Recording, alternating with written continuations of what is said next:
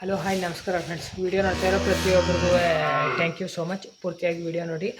ಇವತ್ತಿನ ವಿಡಿಯೋ ಏನಪ್ಪ ಅಂದರೆ ನಿಮ್ಗಿರೋ ಪೂರ್ಣಿ ಎಷ್ಟು ಹಾಲು ಕೊಡ್ತಾ ಐತೆ ಅಂತ ತುಂಬ ಜನ ಕಮೆಂಟ್ ಮಾಡ್ತಾಯಿದ್ವಿ. ಮತ್ತು ಕರು ಹತ್ತಾಗ ಒಡಿತದೆ ಅಂತ ಹೇಳಿದ್ವಿ. ಮತ್ತು ಕೆತ್ತಲು ಬಾವು ಆಗಿತ್ತು ಒಂದು ತೊಟ್ಟಿಗೆ ಅಂತಲೂ ಆಗಿತ್ತಲ್ಲ, ಅದು ಹಾಲು ಬತ್ತಾಯ್ತಾ ಇಲ್ವಾ ಎಲ್ಲದ್ರ ಬಗ್ಗೆನೂ ವೀಡಿಯೋ ಮಾಡೋಣ. ಮತ್ತು ಗಿರ್ ಕ್ರಾಸು ನೀವು ಕೊಡಿಸಿದ್ದೀರಲ್ಲ ಬ್ರದರ್, ಹೆಚ್ ಎಫ್ ಹಸು ಹೊಟ್ಟೆಲಿ ಗಿರ್ ಹುಟ್ಟಿತ್ತು ಅಂತ ಹೇಳ್ತಾಯಿದ್ರಿ. ಹಾಲು ಎಷ್ಟು ಬರುತ್ತೆ ಅಂತ ನೆನ್ನೆ ವೀಡಿಯೋದಲ್ಲಿ ಒಬ್ಬರು ಕಮೆಂಟ್ ಮಾಡಿದ್ದೀರಿ. ಅದ್ರ ಬಗ್ಗೆನೇ ಇವತ್ತು ವೀಡಿಯೋ ಮಾಡೋಣ ಅಂತ ಮಾಡ್ತಾಯಿದ್ದೀನಿ. ನಮ್ಮದು ಪೂರ್ಣಿ ಇದೆ, ಫಸ್ಟ್ ಸತಿ ಕರು ಹಾಕಿರೋದು. ನಮ್ಮ ಇವಳು ಮಗಳು, ನಮ್ಮದು ಎಸ್ ಐತಲ್ಲ ಇದು ಮೂರು ತೊಟ್ಟಿನ ಸೈಡು ಎಚ್ ಎಫು, ಇದ್ರ ಮಗಳು ಇವಳು ಗಿರ್ರು. ಎಷ್ಟು ಹಾಲು ಕೊಡ್ತದೆ ಹೆಚ್ ಎಫ್ ಹಸುಗಳ ಹೊಟ್ಟೆಲಿ ಗಿರ್ ಹುಟ್ಟಿದ್ರೆ ಎಷ್ಟು ಹಾಲು ಕೊಡ್ತದೆ ಅಂತ ಕಮೆಂಟ್ ಮಾಡಿದ್ರಿ. ಗಿರ್ಲ್ಯಾಂಡೋ ಬಂದೈತಾ ಅಂತ ಕೇಳಿದ್ರಿ. ಗಿರ್ಲ್ಯಾಂಡೋ ಬಂದಿಲ್ಲ, ಗಿರ್ ಕ್ರಾಸ್ ಬಂದೈತೆ. ಇದಕ್ಕೆ ಹೆಚ್ ಎಫ್ ಕೊಟ್ಟು ಏನಾದ್ರು ಕರು ಹುಟ್ಟಿದ್ರೆ ಗಿರ್ಲ್ಯಾಂಡ್ ಬರ್ಬೋದು ಅನ್ಕೋತೀನಿ.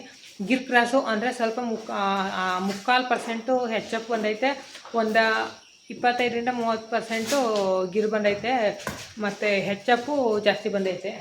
ಒಂದು ಸ್ವಲ್ಪ ಗಾಬರಿ. ಹಾಲು ಕೊಡ್ಬೇಕಾರೆಲ್ಲ ಏನು ಗ್ಯಾರಂಟಿ ಮಾಡೋದಿಲ್ಲ ಪಾಪ, ಸುಮ್ಮನೆ ಹಾಲು ಕೊಡ್ತದೆ. ಎಷ್ಟಪ್ಪ ಹಾಲು ಕೊಡ್ತಾಯಿತೆ ಅಂತಲೂ ಸುಮಾರು ಜನ ಕೇಳ್ತಾಯಿದ್ರಿ. ಸ್ವಲ್ಪ ಗಾಬರಿ, ಅದು ಹಿಡ್ಕೋದೈತೆ ಮೊಬೈಲ್ ಹಿಡ್ಕೊಂಡಿರೋತ್ತಿಗೆ. ಅದ್ರ ಬಗ್ಗೆನೇ ಇವತ್ತು ಪೂರ್ತಿ ವಿಡಿಯೋ ಮಾಡೋಣ ಅಂತ ಮಾಡ್ತಾಯಿದ್ದೀನಿ. ಎಷ್ಟು ಪರ್ಸೆಂಟು ಹಸುಗಳು ಗಿರುಗಳು ಒಳ್ಳೆ ಹಾಲನ್ನೇ ಕೊಡ್ತವೆ ನೋಡ್ಬೋದು. ಕೆತ್ತಲು ಅಂಥ ಕೆತ್ತಲು ಏನು ಕಾಣೋದಿಲ್ಲ, ಒಳಗೆತ್ತಲು ಹಸು. ಹಾಲು ಕರಿಯೋದನ್ನೂ ಒಂದು ದಿವಸ ಮುಂಚೆನೇ ವೀಡಿಯೋ ಮಾಡಿ ಅಪ್ಲೋಡ್ ಮಾಡಿದ್ದೀನಿ. ಕ್ಯಾಮ್ರಾ ಕ್ಲಾರಿಟಿ ಅಷ್ಟು ಚೆನ್ನಾಗಿ ಬರ್ತಾಯಿಲ್ಲ. ಸಂಜೆ ಆಗೈತಲ್ಲ, ಹಂಗಾಗಿ ವೀಡಿಯೋ ಮಾಡ್ಕೊಳ್ಳೋದು. ಒಳಗೆತ್ತಲು ಹಸು ಮೇವು ತಿನ್ನತ್ತವಲ್ಲಿ ಏನೂ ತೊಂದರೆ ಇಲ್ಲ.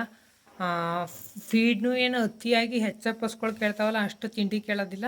ಮೇವೂ ಏನು ಹೆಚ್ ಎಫ್ ಹಸ್ಗಳಷ್ಟು ಮೇವೂ ಕೇಳೋದಿಲ್ಲ. ಒಟ್ಟಲ್ಲಿ ಪರವಾಗಿಲ್ಲ. ಗಿರ್ರು ಹೆಚ್ ಎಫ್ ಹಸ್ಗಳ್ಗೆ ಹೋಲಿಸ್ಕೊಂಡ್ರೆ ಗಿರ್ ಹಸ್ಗಳು ಪರವಾಗಿಲ್ಲ ಅಂದ್ಕೋತೀನಿ. ಮತ್ತು ಹಾಲು ಎಷ್ಟು ಕೊಡ್ತಾಯಿತ್ತಪ್ಪ ಅಂದರೆ ಒಂದು ಟೈಮ್ಗೆ 12 ಲೀಟ್ರ್ ಹಾಲು ಬರ್ತಾಯಿತ್ತೆ. ಬೆಳಗ್ಗೆ ಒಂದು 12, ಸಂಜೆ ಒಂದು 11. ಒಂದು ದಿವಸ ಒಟ್ಟಿನಲ್ಲಿ 22-23 ಲೀಟ್ರ್ ಪಕ್ಕ ಬರುತ್ತೆ. ಕರು ಹಾಕಿ 4 ತಿಂಗಳಾಯಿತು. ಒಂದು ಸತಿ ಸೆಮೆನ ಬಂದಿತ್ತು, ಕೊಡಿಸಿಲ್ಲ. ಇನ್ನೊಂದು ಸತಿ ಏನಾದ್ರು ಪುನಃ ಸೆಮೆನ ಬಂದೈತೆ ಕೊಡಿಸ್ಬೇಕು. ನೋಡಿ ಈಗ ಗಲಾಟೆ ಮಾಡ್ತೇವೆ ಅಂತ ಅಂತಾರೆ. ನಾನು ಬರೀ ಒಂದು ಮೊಕ್ಕಡದಲ್ಲಿ ಒಂದು ಕೊಳ್ಳೂರಿಲಿ ಮೇಂಟೈನ್ ಮಾಡಿದ್ದೀನಿ. ಯಾವ ಥರ ಅಷ್ಟು ಸಾದಾಗೈತೆ ಹಸ. ಹಾಲೆಲ್ಲ ಕರ್ಕೊಂಡಾಯ್ತು. ಇದು ಬೆಳಗ್ಗೆ ಇನ್ನು ವೀಡಿಯೋನ ಕಂಟಿನ್ಯೂ ಮಾಡ್ತಾಯಿದ್ದೀನಿ.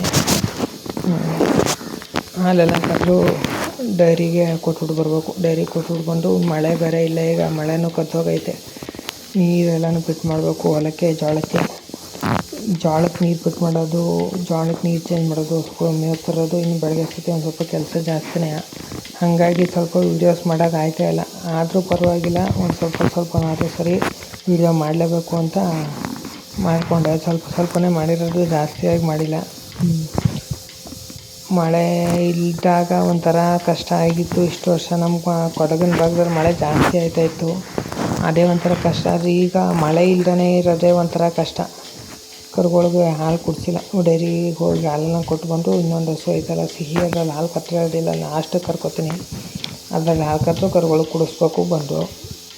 ಇವಕ್ಕೆ ಮಾತ್ರ ನೀರೆಲ್ಲ ತಂದು ಹಾಕಿ ಕಡ್ಡೆ ಎತ್ತಾಕಿ ಹೋಗಿ ನೀರೆಲ್ಲ ಬಿಟ್ಟು ಮಾಡ್ಬಿಟ್ಟು ಬರಬೇಕು. ಹಾಲು ಕೊಟ್ಬಿಟ್ಟು ಬಂದುಬಿಡು. ನಾನು ಫಸ್ಟು ತಿಂಡಿನೂ ಕೊಟ್ಟಿಲ್ಲ ಇವತ್ತು. ಹಸುಗಳ್ಗೆ ಹಾಲು ಕರೆದಾದ್ಮೇಲೆ ತಿಂಡಿ ಕೊಡ್ತೀನಿ.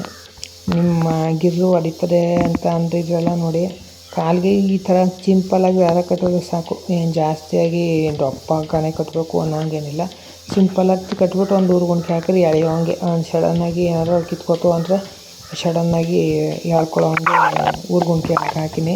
ಮಿಷಿನ್ ಹಾಕ್ಬಿಟ್ಟು ಬಿಟ್ಬಿಟ್ರೆ ಸಾಕು, ಸುಮ್ಮನೆ ನಿಂತ್ಕೊತಾರೆ. ಮಾತ್ರ ಕಾಲಿಗೆ ಹಗ್ಗ ಕಟ್ಟಲೇಬೇಕು. ಕಾಲಿಗೆ ಹಗ್ಗ ಕಟ್ಟಲಿಲ್ಲ ಅಂದರೆ ಸುಮ್ಮನೆ ಇರೋದಿಲ್ಲ. ಹತ್ತಿಂದ ಟಚಿಗೆ ದಡೋದು, ಕಾಲು ಎತ್ತೋದು, ಅದು ಎಲ್ಲನೂ ಮಾಡ್ತದೆ. ಕಾಲಿಗೊಂದು ದಾರ ಕಟ್ಟಿದ್ರೆ ಸಾಕು, ಕಟ್ಟಿದ್ದೀವಿ ಏನೋ ಒಂಥರ ಗ್ರಿಪ್ಪಿಗೆ ಏನೋ ಹಂಗೆ ಮಾಡೋದು ಸಾಕು. ಸುಮ್ಮನೆ ಏನೂ ಗೊತ್ತಿಲ್ಲ, ಏನೋ ಅಮಾಯಕಿ ಥರ ಸುಮ್ಮನೆ ನಿಂತಾಳೆ ನೋಡಿ, ಆ ಥರ ನಿಂತಾಳೆ.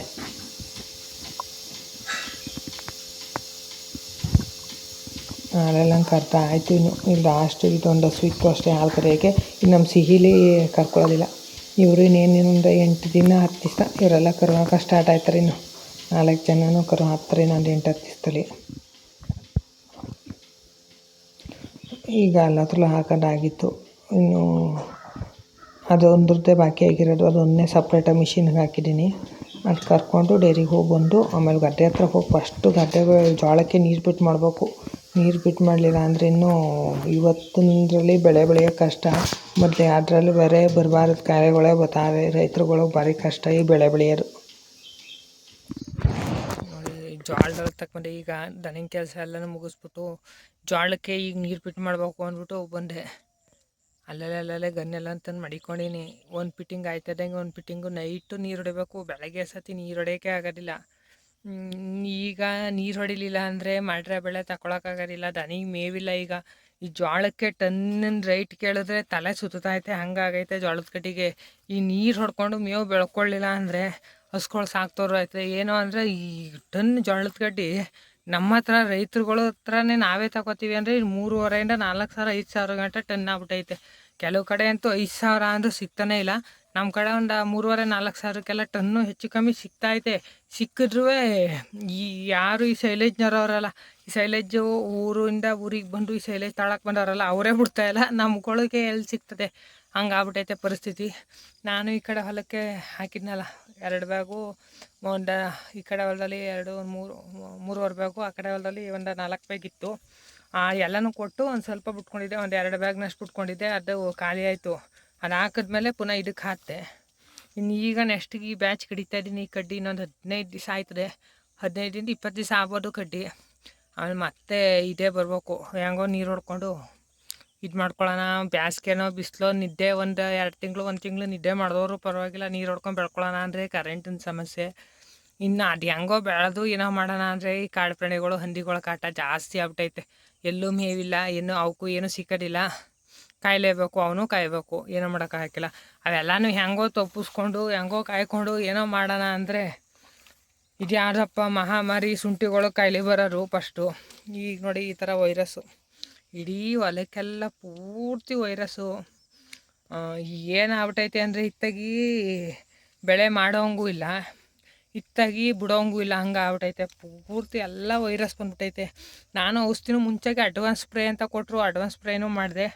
ಈಗ ಬಂದ ಮೇಲೂ ಕೂಡ ಸ್ಪ್ರೇ ಮಾಡಿ ಈ ನಮ್ಮನೆ ಅಂತೂ ನಮ್ಮಮ್ಮ ಅವ್ರು ಹೇಳೋದು ನೋಡಿದ್ರೆ ಔಷಧಿಗೆ ಆಯ್ತದೆ ಅನ್ನೋ ಹಂಗೆ ಆಯ್ತದೆ. ಈಗ ಈ ಜೋಳದ ಕಡ್ಡಿ ಹಾಕ್ಕೊಂಡು ದನ ಸಾಕ್ತೀವಿ ಅಂದರೆ ಭಾರಿ ಕಷ್ಟ ಆಗ್ಬಿಟ್ಟೈತೆ. ಏಕೆಂದರೆ ಅಷ್ಟು ಔಷಧಿ ಹೊಡೆದಿರ್ತೀವಿ ಜೋಳಕ್ಕೆ. ಅದನ್ನೇನು ತಿನ್ನಿಸ್ಲೇಬೇಕು, ತಿನ್ನಿಸ್ತಾನೆ ಹೋದ್ರು ವಿಧಿ ಇಲ್ಲ. ಔಷಧಿ ಹೊಡಿದಾನೆ ಜೋಳ ಬೆಳೆಯೋಕೆ ಆಯ್ತಾಯಿಲ್ಲ. ನಾನು ಹೇಳೋದ್ರೆ ರಸ್ಕೊಳ್ಳಿ ಜೋಳದ ಕಡ್ಡಿನ ಮರ್ತು ಬಿಡೋರು ಒಳ್ಳೇದು ಅನಿಸ್ತದೆ. ಕೊಟ್ಟಷ್ಟು ಕೊಡಲಿ, ಸೀಮೋಲ್ಲಿ ಹಾಕೊಳ್ಳೋರು ಒಳ್ಳೇದು. ಏಕೆ ಅಂದರೆ ಈ ಥರ ಔಷಧಿ ಹೊಡೆದು ಬೆಳೆದು ಇವತ್ತಿನ ಜೋಳಕ್ಕೆ ನೋಡಿದ್ರೆ ಆ ಥರ ರೈಟು ಟನ್ನಿಗೇನೋ ಈಗ ರೈಟ್ ಕೊಟ್ಟವ್ರೆ. ಮುಂದಕ್ಕೆ ಏನು ಮಾಡ್ತಾರೋ ಏನೋ ಗೊತ್ತಿಲ್ಲ. ಈಗ ಮಾತ್ರ ನನಗೇನಾಗ್ಬಿಟ್ಟೈತೆ ಅಂದರೆ ಈಗ ಮಾರಕ್ಕೆ ಬೇಡ ನನಗೆ ಜೋಳ. ನನ್ನ ದನಿಗೆ ಮೇವು ಆಗ್ಬಿಟ್ರು ಸಾಕಲ್ಲಪ್ಪ. ಅಷ್ಟಾರು ಈ ಮಹಾಮಾರಿ ಹಾಳಾದ್ದು ಕಾಯಿಲೆ ಇದು ಯಾವುದು ಅಂತಲೇ ಗೊತ್ತಿಲ್ಲ. ವೈರಸ್ಸು, ಬಿಳಿ ಸುಳಿ ರೋಗ ಇದಾರೋ ಒಟ್ಟಿನಲ್ಲಿ ನನ್ನ ದನಿಗೆ ಆಗೋಷ್ಟು ಮೇವು ಬಿಟ್ಕೊಟ್ಬಿಟ್ರೆ ಸಾಕಲ್ಲ ಅನ್ನೋಂಗೆ ಆಗ್ಬಿಟ್ಟೈತೆ. ಯಾಕೆಂದರೆ ಅಷ್ಟು ಇದಾಗ್ಬಿಟ್ಟೈತೆ. ರಾತ್ರಿ ಇಡೀ ನಿದ್ದೆ ಕಟ್ಕೊಂಡು ನೀರು ಹೊಡೆದು ಮತ್ತು ಕರೆಂಟು ಕೊಡೋದಿಲ್ಲ, ಈ ಹಂದಿ ಕಾಯ್ದು ಎಲ್ಲನೂ ಮಾಡಿ ಲಾಸ್ಟಿಗೆ ವೈರಸ್ಗೂ ಔಷಧಿ ಹೊಡೆದು ಈ ಅಂತೂ ಕಂಟ್ರೋಲ್ ಆಯ್ತಾಯಿಲ್ಲ ಅಂದರೆ ಏನು ಮಾಡೋದು? 10 ಬಟ್ಟೆಯಲ್ಲಿ 4 ಬಟ್ಟೆ ಚೆನ್ನಾಗೈತೆ, 6 ಬಟ್ಟೆ ಕಾಯಿಲೆ ವೈರಸ್ಸು. ಇವೆಲ್ಲ 2 ಬಟ್ಟೆ ಚೆನ್ನಾಗೈತೆ, ಈ ಬಟ್ಟೆ ಕಾಯಿಲೆ, ಆ ಬಟ್ಟೆಗಳೆಲ್ಲ ಕಾಯಿಲೆ, ಅಲ್ಲೆಲ್ಲ ಕಾಯಿಲೆ. ಈಗ ಏನು ಮಾಡೋದು ಅಂತ ಗೊತ್ತಾಯ್ತಾ ಇಲ್ಲ. ಕಷ್ಟ ಸುಖನೋ ಸದ್ಯ ಆ ಕಡೆ ಒಂದು ಹೊಲಕ್ಕೆ ಇಲ್ಲ, ಇದೊಂದು ಹೊಲದಲ್ಲೇ ಜಾಸ್ತಿ ಆಗಿರೋದು. ಕೆಲವ್ರು ಹೇಳ್ತಾರೆ ಹಾಕ್ತಾಯಿರೋ ಹೊಲಕ್ಕೆ ಜೋಳ ಹಾಕಿದ್ರೆ ಹಂಗಾಯ್ತದೆ ಅಂತ. ಇದಕ್ಕೆ ಹಾಕಿದ್ರೆ ಕಳಿಸತಿ ಒಂದು ಬ್ಯಾಚ್ ಹಾಕಿದ್ರೆ ಅದಾದಮೇಲೆ ಇದೇ ಬ್ಯಾಚ್ ಹಾಕಿರೋರು. ಆ ಕಡೆ ಒಂದು ಹೊಲದಲ್ಲಿ ನಾನು 3 ವರ್ಷದಿಂದ ಬರೀ ಜೋಳನೇ ಬೆಳಿತೇನೆ, ಏನು ಬೆಳೆದಿಲ್ಲ. ಒಂದು ಕಡ್ಡಿ ವೈರಸ್ ಇಲ್ಲ ಗುರು. ಈ ಹೊಲದಲ್ಲಿ ಏನಪ್ಪ ಇದು 2 ಬ್ಯಾಚ್ ಹಾಕಿರೋರು, ಶುಂಠಿ ಕಿತ್ಕೊಂಡು ಹಾಕಿರೋರು. ನಾನು ಇಷ್ಟ ಶುಂಠಿ ವೈರಸ್ ಬಂದಿತ್ತಲ್ಲ 2 ವರ್ಷ ಆಚೆ ವರ್ಷ ಅಲ್ಲವಾ, ಈ ವರ್ಷ ಸ್ವಲ್ಪ ಕಂಟ್ರೋಲ್ ಆಗೈತಲ್ಲ.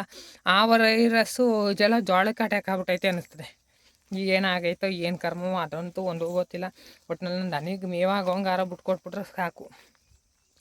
ಎಲ್ಲ ಕಡೆನೂ ಇದು ಭಾರಿ ಸ್ಪ್ರೆಡ್ ಆಗೈತೆ. ಆದಷ್ಟು ರೈತರುಗಳು ಹಸುಗಳು ಸಾಕೋರು ಇದು ಜೋಳದ ಕಡ್ಡಿ ನಚ್ಕೊಂಡು ಜಾಸ್ತಿ ದನ ಸಾಕಿರ್ತೀವಿ. ಜೋಳದ ಕಡ್ಡಿ ನಚ್ಕೊಳ್ಳೋಕ್ಕಿಂತ ಸೀಮೋಲ್ ನೆಟ್ಕೊಳ್ಳೋದು ಉತ್ತಮ ಅಂತ ನನ್ನ ಅಭಿಪ್ರಾಯ. ನಾನು ಈಗ ಒಂದು ಎಕರೆ 1.5 ಎಕರೆ ಅಷ್ಟೊತ್ತಿಗೆ ಸೀಮೋ ಹುಲ್ಲಿನ ಕಡ್ಡಿನೇ ಆತಾಗಿ ದನಿಂಗ್ ಗೊಬ್ಬರ ಎಲ್ಲ ನೀಟ್ ಮಾಡಿಬಿಟ್ಟು ಕಡ್ಡಿ ನೆಟ್ಕೊಂಬಿಡೋಣ. 4 ಲೀಟ್ರ್ ಹಾಲು ಕಮ್ಮಿ ಕೊಡಲಿ ಹಸುಗಳು. ಸೀಮೋ ಹುಲ್ಲು ಹಾಕ್ಕೊಂಡ್ರೆ ಬೆಸ್ಟು. ಹಸುಗಳು ಮೇವಿಲ್ಲ ಅಂದರೂ ತಿಂಡಿ ಇಲ್ಲ ಅಂದರೂ ಬೇಕಾದ್ರೆ ಏನೋ ಮೇಂಟೈನ್ ಮಾಡ್ಬೋದು. ತಿಂಡಿ ಒಂದು ಸ್ವಲ್ಪ ಕಮ್ಮಿ ಹಾಕ್ಕೊಂಡು ಮೇಂಟೈನ್ ಮಾಡ್ಕೊಬೋದು. ಮೇವಿಲ್ಲ ಅಂದರೆ ಮೇಂಟೈನ್ ಮಾಡೋದು ಭಾರಿ ಕಷ್ಟ.